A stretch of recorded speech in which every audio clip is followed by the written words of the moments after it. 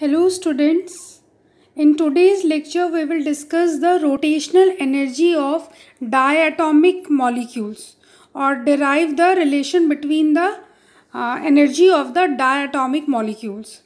So for this derivation there is some assumption. The first assumption is that diatomic molecule, they having a diatomic molecule, they must be a rigid rotor. Okay, what do you mean by rigid rotor? That means during the rotation there is a no change in the bond distance. Okay, that means the internuclear bond distance between this A and B, that internuclear distance, that does not change during the rotation. That means the bond is rigid bond, or that's why we call as rigid rotor. Okay, so first assumption is that the diatomic molecule, they behave as a rigid rotor. That means internuclear distance does not change. Okay, and it is assumed that suppose the atom A having a mass Ma and the atom B having the mass Mb. Okay, and the both having a internuclear distance. That internuclear distance, that is called R, or that is the bond length. Okay, and suppose there is a one bond between M with a center of gravity. Okay, so between this bond length R or Ma and Mb, there is a one point that is called center of gravity, that is represented as Cg. Okay, that Cg is the center of gravity. Center of gravity क्या होगा कि आपका suppose एक ऐसा point जहाँ पे वो molecule balance हो, उसका लोड हमारा प्रॉपर शेयर्ड हो, that is called as centre of gravity. तो ये जो आपका डायटोमिक मॉलिक्यूल है ए और बी, तो यहाँ पे जो मिडिल में हो गया आपका सेंटर ऑफ ग्रेविटी. तो एक तो हमारा बॉन्ड लेंथ हो गया आर, और दूसरा जो हमारा बॉन्ड डिस्टेंस हुआ from the centre of gravity to the A, that is called R A, and the centre of gravity से बी का जो बॉन्ड डिस्टेंस हो गया that is R B. Okay, so the जो टोटल बॉन्ड डिस्टेंस होगा, bond length होगा, the total bond length is equal to R A plus R B. Okay, तो अब अगर मान लीजिए यहाँ पे सेंटर ऑफ ग्रेविटी है मेंशन्ड है, तो सेंटर ऑफ ग्रेविटी से movements of the two atoms जो मूव करेंगे, क्योंकि ये आपका बैलेंस शेयर कर रहा है, सेंटर में है, तो जो movements of the two atoms होगा around the centre of gravity, that is equal to Ma into R A is equal to Mb equal into R B. Okay, तो ये एक एजम्पशन हुआ. And all of you know that the second point is the distance of the bond length R is equal to RA plus RB. तो इस equation को, जो equation second है हमारा, उसको हम इस फॉर्म में लिख सकते हैं, RB equal to RA minus RA. Okay, similarly हम लिख सकते हैं RA equal to R minus RB. तो हम यहाँ से इन दो इक्वेशन से that the movements of the two atoms are equal to around centre of gravity, एक इस इक्वेशन से, और R equal to R A plus R B, इन दोनों इक्वेशन की हेल्प से हम आर ए की वैल्यू और आर बी की वैल्यू हम निकालेंगे. ठीक है, यहाँ पे मैंने दोनों को यहाँ पे मेंशन नहीं किया है, सिर्फ एक इक्वेशन को फाइंड आउट किया. सिमिलरली आप दूसरा इक्वेशन भी सॉल्व कर लेंगे, बहुत सिंपल है, आप पुटअप करिएगा, आपसे सॉल्व हो जाएगा. Suppose R B equal to R minus R A. Okay, so ये जो वैल्यू है आपकी आर बी की value, so R B is equal to R minus R A. Okay, अब जो इक्वेशन हमारा फर्स्ट था M A into R A equal to M B R B, इसमें आप आर बी की वैल्यू जब पुटअप करेंगे, ओके, आर बी की वैल्यू आपने यहाँ पे पुटअप की, तो आर बी की वैल्यू क्या आती है, आर माइनस आर ए. जब आप इसको वैल्यू पुटअप करेंगे और फाइनली सॉल्व करेंगे, तो हमारे यहाँ पे जो आर ए की वैल्यू आ जाएगी, that is M B into R total bond length divided by M A plus M B. Okay, similarly R B की वैल्यू आ जाएगी आपकी M A into R divided by M A plus M B, ठीक है। तो ये equation आपने solve करके आर ए और आर बी की वैल्यू आपने निकाली, that is equation third and this one is equation fourth, okay. Now next we calculate the moment of inertia. All of you know that what do you mean by moment of inertia? So moment of inertia is the amount of torque required to rotate a body. कितना amount of torque required है, okay, to rotate that body, that is called moment of inertia, okay. Or in other words we can say the quantity for a body to tendency to resist the angular acceleration. आप किसी भी form में इसको explain कर सकते हैं. तो suppose मान लीजिए आपका एक सिंगल, अगर हम डायटॉमिक की बात ना करें, एक एटम हो गया दैट इज एम, ओके, और सेंटर ऑफ ग्रेविटी यहाँ पे सपोज यहाँ से आपका आर हो गया, दैट इज डिस्टेंस. तो मोमेंट ऑफ इनर्शिया मतलब कितना टॉर्क लगा इसको रोटेट करने के लिए, एक्सेलरेट करने के लिए. तो सिंगल एटम के लिए हमारा मोमेंट ऑफ इनर्शिया क्या हो जाएगा, that is M into R square, okay. और अगर यही हमारा डायटॉमिक मॉलिक्यूल हो गया तो सिंगल एटम के लिए m इंटू आर स्क्वायर था, तो डायटॉमिक मॉलिक्यूल है तो हो जाएगा इसका मास, सपोज a का मास, तो M A into R A square plus M B into that M B into R B square. So this is the moment of inertia of diatomic molecule. अब यहाँ से जो हमारे जो ये इक्वेशन आया, इक्वेशन 5, इस इक्वेशन 5 में हम आर ए की वैल्यू पुटअप करेंगे और आर बी की वैल्यू पुटअप करेंगे, ओके. सो नेक्स्ट हम देखेंगे जो हमारी आई की वैल्यू है M A into R square, जब इसमें वैल्यू पुटअप करेंगे तो फाइनली जो हमारा इक्वेशन सॉल्व होगा, जब इसको आप पूरा सॉल्व करेंगे तो जो वैल्यू आएगी हमारी M A into M B divided by M A plus M B R square, okay. And all of you know that this value M B divided by M A plus M B that is called reduced mass. So एक तरह से moment of inertia हमारा क्या हो गया, that is I, moment of inertia is equal to reduced mass into r square. तो ये एक इक्वेशन हमारा फॉर्म्ड हो गया, ठीक है. तो जब हमने मोमेंट ऑफ इनर्शिया में आर ए और आर बी की वैल्यू पुटअप किया तो हमारा ये इक्वेशन फॉर्म्ड हुआ. इस इक्वेशन को जब फर्दर हम देखेंगे that this one part is called mu, और mu is the reduced mass. So reduced mass of the diatomic molecule. तो अभी तक हमने जो डायटॉमिक रिजिड रोटर मोटर था उससे हमने आई की वैल्यू फाइंड आउट की, moment of inertia end moment of inertia का एक और इक्वेशन किया. जो मोमेंट ऑफ इनर्शिया हमने देखा था एम आर स्क्वायर था, और डायटॉमिक के लिए M A into R A square plus M B into R two square, okay. But एक और इक्वेशन डिराइव्ड हुआ that mu equal to R square for the diatomic molecules, okay. अब by the help of ये जो हमारा equation हुआ उससे हम मोमेंट ऑफ इनर्शिया से हम rotational energy level of the rigid diatomic molecule calculate करेंगे. कैसे हम कैलकुलेट करेंगे वो आगे हम देखते हैं. और एक और टर्म दिया हुआ है कि rotational energy is quantized. Quantized का मैंने आपको पहले भी बताया है कि जो एनर्जी होगी वो एक फिक्स फॉर्म में होगी.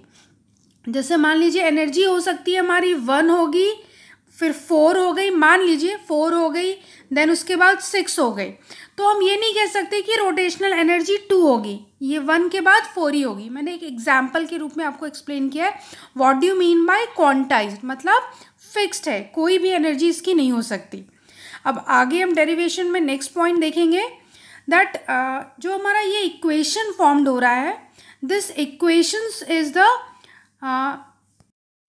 ये जो इक्वेशन आया है हमारा that is a rotational energy का rigid diatomic molecules by using the Schrodinger equation, ठीक है. तो हम यहाँ पे ये इक्वेशन को डिराइव नहीं कर रहे हैं, we only write it. This equation comes from the Schrodinger equation of the rotational energy level for the diatomic molecules. तो ये इक्वेशन हमारा श्रोडिंगर इक्वेशन से डिराइव्ड हुआ है. तो यहाँ पे ये हमें लर्न करना है और ये इक्वेशन हमें लर्न करके यहाँ पे लिख देना है. That's come from the Schrodinger equation of the rotational energy level. अब इस इक्वेशन में अगर आप ध्यान से देखेंगे तो हो गया हमारा h हो गया h square upon 8 pi square I, then j bracket में j प्लस 1 जूल। तो यहाँ पे एक नई चीज़ आई है आपकी value j। Okay, what is j? j is the rotational quantum number. जैसे प्रिंसिपल क्वांटम नंबर होते हैं उसी तरह रोटेशनल के भी क्वांटम नंबर है।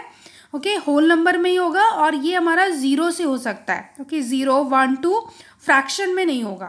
Okay, and I that is moment of inertia, and जो ई जे है ये rotational energy of the rigid diatomic molecules है। ये ई जे एक तरह से हमें एनर्जी निकालनी है जो रिजिड डायटोमिक मॉलिक्यूल की, लेकिन यहाँ पे जो एनर्जी मेंशन की गई है वो किस फॉर्म में है? जूल्स के फॉर्म में है। ओके, और हमें ध्यान रखना है कि जब भी हम स्पेक्ट्रोस्कोपी की बात करते हैं तो हम किसके टर्म्स में बात करते हैं? हम क्वांटम के फॉर्म में बात करते हैं। मतलब एनर्जी हम wave number, wave length, frequency के फॉर्म में हम बात करेंगे। ठीक है, तो यहाँ पे जो श्रोडिंगर इक्वेशन की जो एनर्जी आई है रोटेशनल एनर्जी की, वो एनर्जी किस फॉर्म में है? That is in terms of joules. Okay, हमें इस जूल्स को अलग फॉर्म में कन्वर्ट करना है, in terms of per centimetre, wave number के फॉर्म में कन्वर्ट करना है। ठीक है, so for conversion we know that कि जो हमारा एनर्जी होता है हमारा फोटोन का, del E equal to H mu होता है। ठीक है, और जो म्यू की वैल्यू क्या होती है हमारी? That is C upon lambda. Okay, तो अब यहाँ पे अगर हम वैल्यू पुटअप कर दें ई की, तो ई की वैल्यू क्या हो जाएगी? E equal to H C upon lambda, ये वैल्यू हो गई हमारी, दिस वन। अब इस वैल्यू में E equal to H C upon lambda में अगर हम 1 अपॉन लेमडा की वैल्यू निकालें तो क्या हो जाएगा? 1 अपॉन लेमडा हो जाएगा। अगर हम यहाँ सॉल्व करें 1 अपॉन लेमडा की वैल्यू हो गई that is E upon H C, ये निकल गया। और 1 अपॉन लेमडा क्या होता है? That is wave number. ठीक है, तो जो हमारी total energy divided by H C हो गया, तो हमारी वैल्यू किस में कन्वर्ट हो गई? वेव नंबर में। ठीक है, तो वेव नंबर की यूनिट क्या होती है हमारी? पर सेंटीमीटर। तो जो टोटल एनर्जी हमारी आई थी श्रोडिंगर इक्वेशन की, वो एनर्जी किस फॉर्म में थी? जूल्स के फॉर्म में थी। और यहाँ पे भी आप इक्वेशन में देख रहे हैं एनर्जी किस फॉर्म में है? जूल के फॉर्म में है। अब जूल को अगर हम पर सेंटीमीटर में वेव नंबर में कन्वर्ट करेंगे तो हम क्या करेंगे? Energy divided by H C कर देंगे, तो वही सेम वैल्यू है आपका। जो उसका इफ़ेक्ट है या जो एनर्जी चेंज नहीं हो रही है, बस एनर्जी का प्रेजेंटेशन चेंज हो गया। यहाँ पे एनर्जी जूल के फॉर्म में थी, बट जब भी हम स्पेक्ट्रोस्कोपी की बात करते हैं तो हमें उसको फ्रीक्वेंसी या वेव नंबर के टर्म में रिप्रेजेंट करते हैं। तो अगर वेव नंबर के टर्म में रिप्रेजेंट करना है तो उसको divided by E upon H C कर देंगे, तो यूनिट उसकी हमारी जूल से किस में आ जाएगी? पर सेंटीमीटर में आ जाएगी। तो जब इसको हम कन्वर्ट करेंगे, जब हम rotational energy levels for rigid rotator for in the value of wave number जब हम करेंगे, तो हमारी वैल्यू क्या आ जाएगी आपकी? जो टोटल एनर्जी थी हमारी ई जे की, ठीक है, उसको जब हम वेव नंबर में कन्वर्ट करेंगे तो जो हमारा इक्वेशन क्या आ जाएगा? तो इक्वेशन आ जाएगा 8h upon 8 pi square I C. I is the moment of inertia, C is the velocity of the light, J upon J into J plus 1। ठीक है, इसको आप ध्यान से देख रहे हैं, आप सॉल्व करके देखिएगा, क्योंकि जब हम पहले देख रहे थे तो h स्क्वायर था, तो h स्क्वायर कट होकर यहाँ h आ जाएगा। फाइनली आपकी ये वैल्यू आ गई। ठीक है, this value come for that in terms of energy किसके टर्म्स में हो गई? वेव नंबर के टर्म्स में। अब यहाँ पे दो तरफ से एनर्जी, एक तो एनर्जी थी हमारी ई जे, ठीक है, जो रोटेशनल एनर्जी थी इन टर्म्स ऑफ जूल, ये मेंशन है। और अगर हमको वेव नंबर के टर्म्स में लिखना है तो एनर्जी को हमने कैसे प्रेजेंट किया? एप्सिलॉन और जे। ओके, तो ये वाली वैल्यू जो हो गई that is for in terms of wave number, और ये वैल्यू हो गई इन टर्म्स ऑफ जूल। ओके, दोनों एनर्जी है, बट स्पेक्ट्रोस्कोपी में हम वेव नंबर के टर्म्स में एक्सप्रेस करते हैं।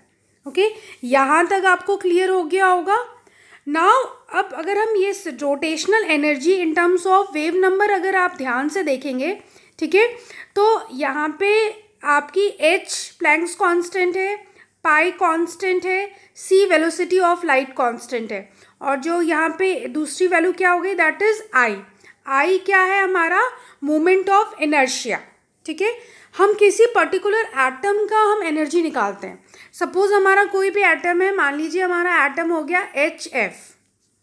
ठीक है, तो HF अगर एटम हमारा फिक्स्ड हो गया तो उसका मास फिक्स हो गया, हाइड्रोजन का मास फिक्स हो गया, इनका बॉन्ड लेंथ हमारा फिक्स हो गया, फ्लोरीन फिक्स हो गया। तो अगर सारी चीज़ें फिक्स हो गई तो मोमेंट ऑफ इनर्शिया भी फिक्स्ड हो गया। मोमेंट ऑफ इनर्शिया क्या है, mu reduce mass into R square, या हम कह सकते हैं mass into R square, that is the moment of inertia. ठीक है, तो मोमेंट ऑफ इनर्शिया भी एक पर्टिकुलर मॉलिक्यूल का फिक्स्ड हो गया, दैट इज अ कांस्टेंट। हम पर्टिकुलर मॉलिक्यूल की बात कर रहे हैं।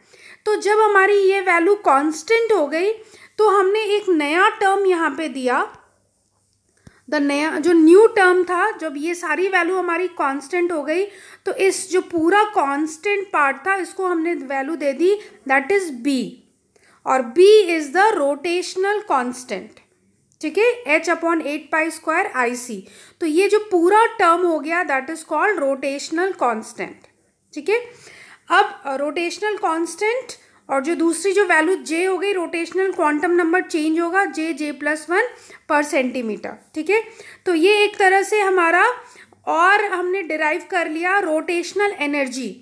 तो अगर हम क्वेश्चन आएगा डेरिवेशन ऑफ रोटेशनल एनर्जी, तो यहाँ तक हमारा एनर्जी डिराइव्ड हो गई, rotational energy in terms of wave number, that is B is a rotational constant J into J+1। ठीक है,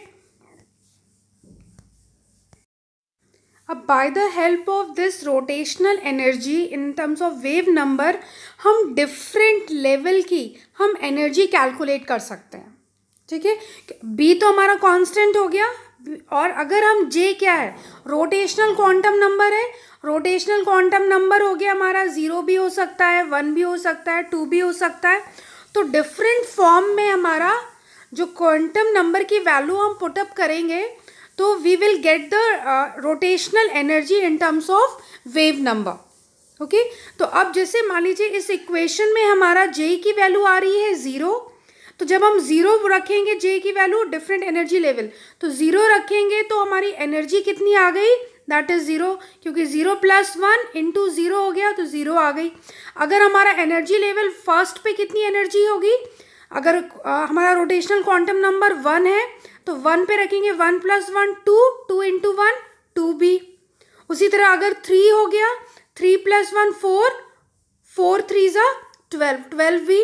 तो इस तरह से आप क्या देख रहे हो, हर एनर्जी लेवल, J क्या हो गया, क्वांटम रोटेशनल क्वांटम नंबर, हर एनर्जी लेवल पे हमारी रोटेशनल एनर्जी किस तरह से इंक्रीज हो रही है। ठीक है, और जो हमारा रोटेशनल स्पेक्ट्रोस्कोपी का जो सिलेक्शन रूल है, that is del J is equal to +-1। Absorption होगा तो +1, एमिशन होगा तो -1।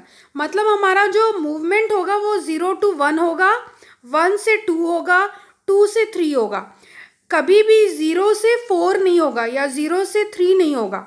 ठीक है, that's why we will write it's the selection rule is the del J is equal to +-1।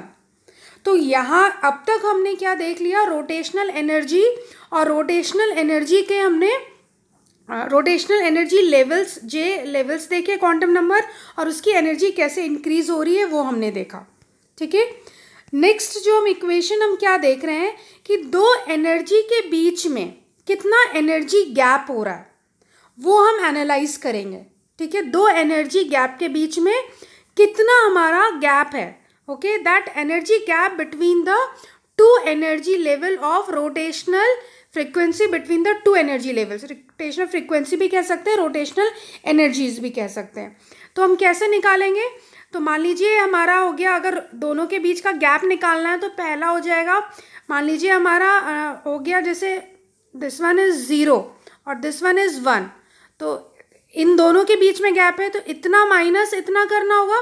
तो ये वाली वैल्यू जो सपोज ये हो गई EJ और ये हो गई EJ+1, तो इतना माइनस EJ। ठीक है, तो मान लीजिए ये हो गई 0 और ये हो गई अगर 0 + 1 1, तो इन दोनों के बीच में कितना गैप हुआ ये हमें कैलकुलेट करना है। तो इसके लिए भी एक इक्वेशन डिराइव्ड हुआ है। अगर आप इसको ध्यान से देखें तो यहाँ पे वैल्यूज़ को हम कैसे लिखेंगे, जो ई जे है, तो ई जे की वैल्यू क्या निकाला था हमने अभी, रोटेशनल एनर्जी की वैल्यू हमने ये निकाली थी सिंपल ई जे की, ठीक है, बी इंटू जे ब्रैकेट में जे प्लस 1। अब यहाँ पे ई जे प्लस 1 है तो बी इंटू जे के साथ +1 हो जाएगा, और फर्दर जे प्लस 1 तो हमने लिखा, फिर यहाँ पे जो एक और +1 है वो हमने यहाँ मेंशन कर दिया, ठीक है। तो इसको जब हम डिराइव पूरा सॉल्व करेंगे इस इक्वेशन को, then finally we get the value that दो एनर्जी गैप के बीच में कितनी वैल्यू आएगी, that is calculated by the equation that is 2b into J plus 1 wave number, ठीक है। अब इस इक्वेशन में अगर आप वैल्यू पुटअप करके दो के बीच का आप एनर्जी गैप कैलकुलेट कर सकते हैं, ठीक है। अब इसको आप जैसे अगर आप कैलकुलेट कर रहे हैं, ठीक है, तो अभी तक हमने एनर्जी डिफरेंस देखा था, जैसे 0 to 1 में कितना था, 2b था, 1 + 2 में की वैल्यू 4b, फिर 2 + 3 में 6b, जब हम वैल्यू पुटअप करके जे की हम निकाल रहे थे। तो जो इनके बीच का फ्रीक्वेंसी सेपरेशन है हर एक केस में कितना आएगा, दैट इज 2b। आप किसी के केस में आप देख लो, मतलब 4b 2b के बीच का गैप देख लो, 2b आ रहा है, 6b 4b का देख लो, 2b आ रहा है, 8b और 6b में देखिए 2b आ रहा है। तो ये जो इक्वेशन से ये फिक्स्ड हो गया कि जो फ्रीक्वेंसी सेपरेशन होता है बिटवीन द एडजेसेंट लाइन वो कांस्टेंट होगा, ठीक है, बट जो रोटेशनल एनर्जी है that is increasing. Rotational energy तो इंक्रीज हो रही है, ओके, हमारा इंक्रीज हो रहा है 2b 4b 6b, लेकिन इनके बीच का जो एनर्जी है, इनके बीच की जो फ्रीक्वेंसी है that is constant, that is called 2b, ठीक है। इसको हम एक ग्राफ से भी प्रेजेंट कर रहे हैं यहाँ पे। आप इस ग्राफ को अगर आप ध्यान से देखेंगे तो ये जो हमारा दिखा रहा है ये 0 1 2 3 ये जे की वैल्यू है, मतलब ये रोटेशनल क्वांटम नंबर है, ठीक है। और ये जो है 0 6b 12b 20b ये क्या है, हमारा हर एक फॉर्म का आपका एनर्जी की वैल्यू है, ठीक है। और जब हमारा डिफरेंट एनर्जी में जब इनका हम गैप में देख रहे हैं, मतलब जैसे इसका और इसका गैप, इसका और इनका गैप, इन दोनों का गैप, तो इन दोनों का जो गैप है वो हमारा फिक्स्ड रहेगा, दैट इज 2b, ठीक है। सो एनर्जी हमारी इंक्रीज होती है, ये भी क्वांटाइज फॉर्म में, और जो फ्रीक्वेंसी है वो हमारी कांस्टेंट रहती है। ये चीज़ हमने इस डेरिवेशन से एनालाइज की, ओके। सो सिलेक्शन रूल एक बार और हम डिस्कस कर लेते हैं रोटेशनल स्पेक्ट्रा का। सिलेक्शन रूल क्या है हमारा, the del J is equal to +-1। किस तरह का मॉलिक्यूल शो करेगा dipole movement, they having a permanent dipole movement होना चाहिए उसमें, ओके, परमानेंट डायपोल मूवमेंट होगा वही मॉलिक्यूल शो करेगा, ठीक है। और तो ये आप ध्यान से इसमें और क्लियर हो रहा है आपका जो एनर्जी है, रोटेशनल एनर्जीज हैं, ये देखिए ये इंक्रीज हो रही हैं, ठीक है, बट हर लेवल के बीच का जो गैप है, ठीक है, अगर हम गैप करें फॉर्मूले में पुटअप करेंगे तो वो फिक्स आ रहा है, दैट इज 2b। तो फ्रीक्वेंसी हमारी फिक्स्ड हो रही है और एनर्जी लेवल्स हमारी इंक्रीज्ड हो रही है। So this is the complete explanation और derivation of the rotational energy और rotational spectra for the diatomic molecule. Now next हम देख रहे हैं कैसे हम बॉन्ड लेंथ डिटरमाइन करेंगे from the rotational spectra. So ये इक्वेशन ऑलरेडी हमने बी की वैल्यू जो कांस्टेंट था, रोटेशनल कांस्टेंट, वो हमने निकाला हुआ है।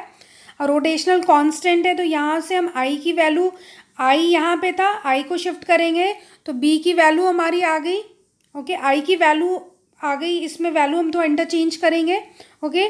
और आई जो हमारा आई की वैल्यू है वो क्या होता है, आई इक्वल टू μr², ये हमने डिराइव किया हुआ था। फाइनली जब हम पुटअप करेंगे तो बॉन्ड लेंथ की वैल्यू हमारी कैलकुलेट हो जाएगी by putting in this equation. अगर आप इस इक्वेशन को ध्यान से देखेंगे तो आपको समझ में आ जाएगा, ये सारी चीज़ें हमने पहले डिराइव की चुकी है। तो बॉन्ड लेंथ हम इस इक्वेशन से डिराइव कर सकते हैं, और इसी से रिलेटेड हमारा न्यूमेरिकल्स हैं, कुछ न्यूमेरिकल मैंने प्रैक्टिस के लिए भी दिए हुए हैं, इन्हें आप देख लीजिएगा। Now the instrumentation of rotational spectroscopy, मैंने आपको पहले भी बताया है कि इंस्ट्रूमेंटेशन पार्ट हमारे सिलेबस से बाहर का है, आउट ऑफ सिलेबस है, बट फिर भी मैंने बहुत सिंपल से बस एक डायग्राम और उनके कुछ सोर्स दिए हुए हैं, पार्ट्स मेंशन किया हुआ है, बहुत डिटेल्ड हमारे सिलेबस में नहीं है। सो ये हमारा माइक्रोवेव्स, जो माइक्रोवेव इंस्ट्रूमेंटेशन है, एब्जॉर्प्शन इंस्ट्रूमेंटेशन, क्लाइस्ट्रॉन दिया हुआ है, ये सोर्स हो गया हमारा, ठीक है।